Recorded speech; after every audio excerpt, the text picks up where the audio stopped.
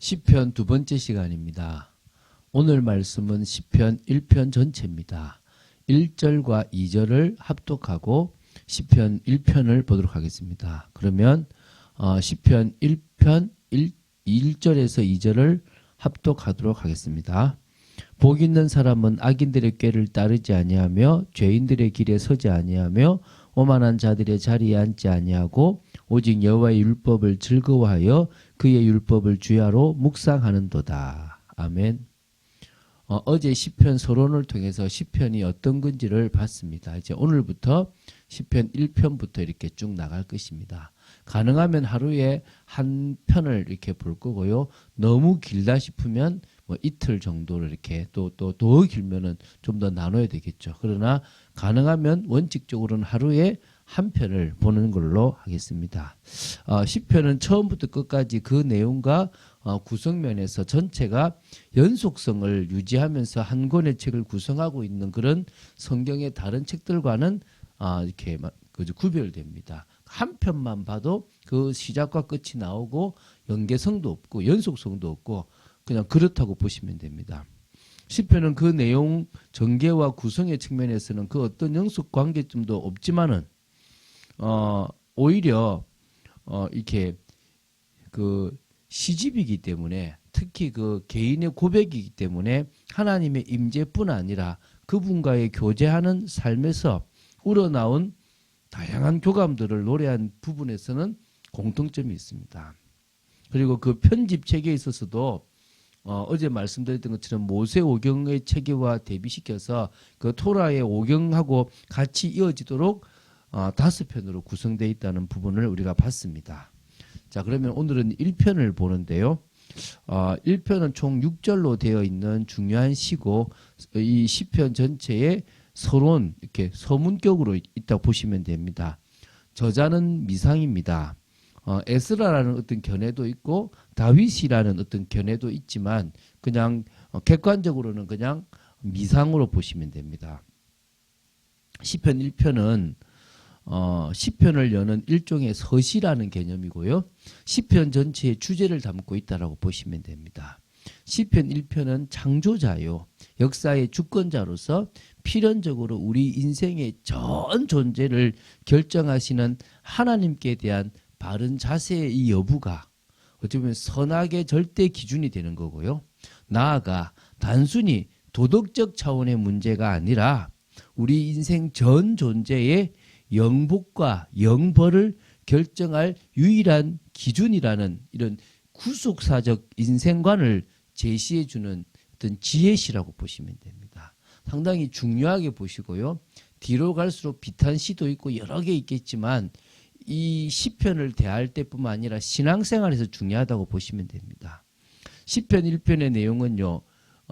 크게는 의인과 악인이 완전히 대조를 이루는 형식으로 되어 있다고 보시면 됩니다. 좀 구체적으로 보면서 우리가 좀 의미들을 알아갔으면 좋겠습니다. 먼저 1, 2절은요. 악인과 대조되는 의인의 특징에 대해서 말씀하고 있습니다. 곧 의인이 뭐냐? 복 있는 사람이라는 겁니다. 그 복 있는 사람은 악인들의 꾀를 따르지 아니하고요. 죄인들의 길에도 서지 않고 오만한 자들의 자리에도 앉지 않고요. 오직 여호와의 율법을 즐거워하여 그 율법을 주야로 묵상한다는 거예요.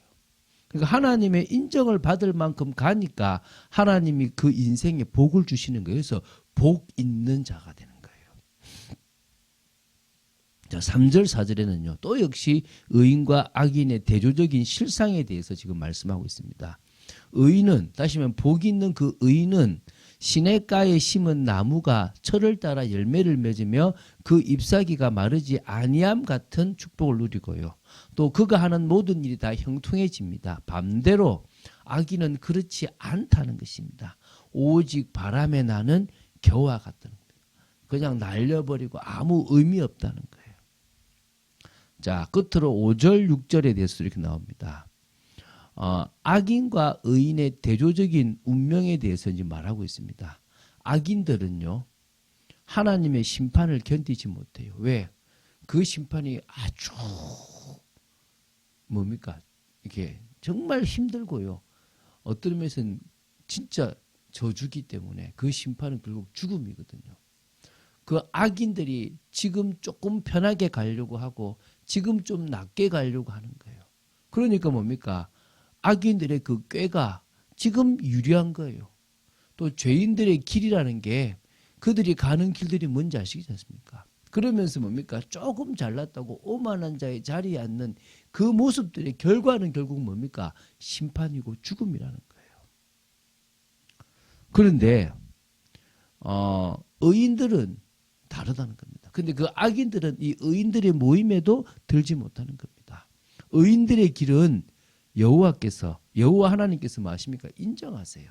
인정하시니까 뭘 주시는 겁니까? 그 사람에게 복을 주시는 거예요. 그래서 악인들의 길은 망하지만 의인들의 길은 하나님의 복이 늘 있는 거예요. 왜?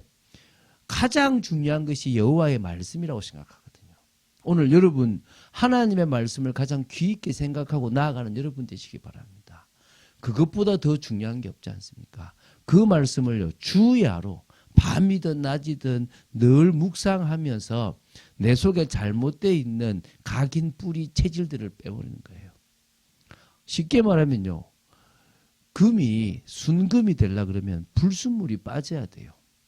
그 말씀을 통해서 나를 비추어 보고 내 속에 부족하고 연약하고 잘못된 것들을 빼나가고 그 말씀을 따라서 쭉 순종하는 삶을 살아간다면 여호와의 복이 있다는 거예요.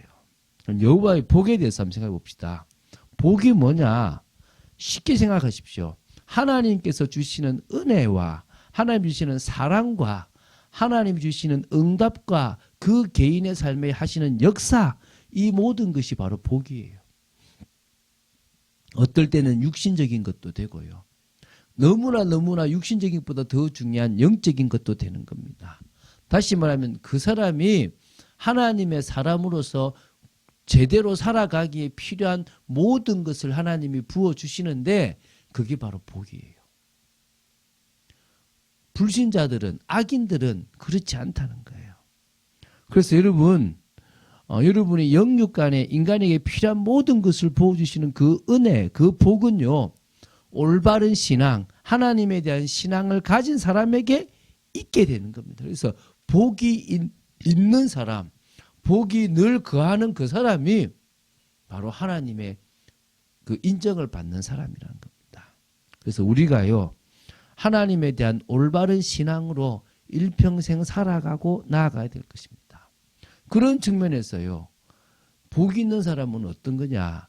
물질, 세상의 기준, 세상의 가치를 내려놓고 하나님에 대한 신앙을 가장 중심으로 두는 거예요. 그 하나님이 우리에게 주시는 것 중에 하나가 바로 물질이고 그것이 바로 하나님의 일을 하라고 주신 도구고 또 우리가 하나님을 잘 섬기면 받게 되는 일종의 복이라고 생각하는 거예요. 이게 뭐요? 올바른 물질관이라는 거예요. 그 올바른 물질관을 가지고 있는 사람은요, 자세가 다른 거예요. 일단은 하나님이 주신 것에 대해서 감사하고 주실 것에 대해서도 감사하고 만족하는 거예요. 그리고 그 주신 것을 가지고 가장 청지기 역할, 나에게 주어진 이 모든 것은 나는 아무것도 없이 와서 아무것도 없이 갈 건데 그 사이에 나한테 맡기셨기 때문에 나는 그것에 최선을 다해서 하나님의 일을 한다는 거예요. 그리고 그 모든 것을 통해서 하나님께 영광 돌리는 일에 쓰겠다는 거예요. 그럼 나는 이미 무너져서 물질도 없어요. 나는 뭔가 문제가 왔어요. 그럼 어떻게 하면 됩니까? 이 성경적 물질관, 성경적 경제관을 가지고 우리가 어떻게 합니까? 내 삶을 바꿔가는 거예요. 먼저 나는 하나님에 대한 올바른 신앙을 가지고 있는가? 나는 하나님에 대한 올바른 믿음을 가지고 있는가를 생각하는 거예요. 그리고 뭐 하는 겁니까? 지금 내 현실 속에서 할 수 있는 최고의 선택, 최고의 헌신을 시작하는 겁니다. 최고의 믿음 고백부터 우리의 삶을 바꿔 나가는 겁니다. 여러분, 너무 극단적으로 가도 안 되고 너무 또 세상을 따라가도 안 되는 거예요. 우리의 기준은 뭡니까? 말씀이라는 거예요. 우리의 기준은 하나님이 가라고 하면 가고 하나님이 서라고 하면 서고 하나님이 중요하다고 하면 중요한 거고 하나님이 중요치 않다면 중요치 않은 거예요. 그 기준으로 살아가면 되는 겁니다.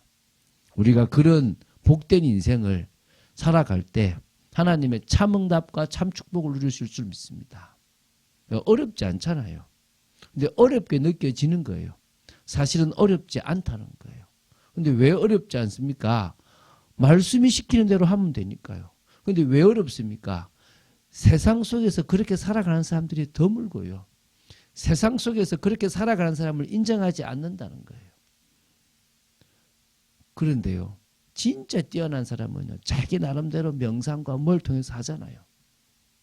그런데 우리는 뛰어나지 않기 때문에 뛰어난 하나님을 바라보는 거예요. 뛰어나지 않기 때문에 그 믿음으로 살아가는 거예요. 시편 전체에 흘러가는 그 정말 하나님 앞에 고백했던 많은 사람들은 세상의 방법대로 가지 않고 바로 하나님의 기준을 따라서 가고 하나님의 방법대로 살아가는 인생이라는 겁니다. 우리가 오늘도 그런 인생을 기쁨과 감사함으로 살아가야 될 줄로 믿습니다. 시편 1편을 계속 묵상하는 중에 복 있는 사람의 축복을 받아 누리는 여러분 되시기를 주 예수 그리스도 이름으로 축원드립니다. 주는 그리스도시요 살아계신 하나님의 아들이심을 고백합니다. 오늘 저희들에게 말씀 주심을 감사하고 은혜 주심을 감사합니다. 정말 저희들이 복 있는 사람의 삶을 살아가게 하여 주시고 정말 저희들이 여호와 하나님의 인정을 받을 만큼의 올바른 신앙의 사람으로 세워지도록 저희들을 붙잡아 주시옵소서. 그 고백들이 우리가 시편을 보면서 우리의 고백이 되기를 원합니다. 감사드립니다. 주 예수 그리스도 이름으로 기도드립니다. 아멘.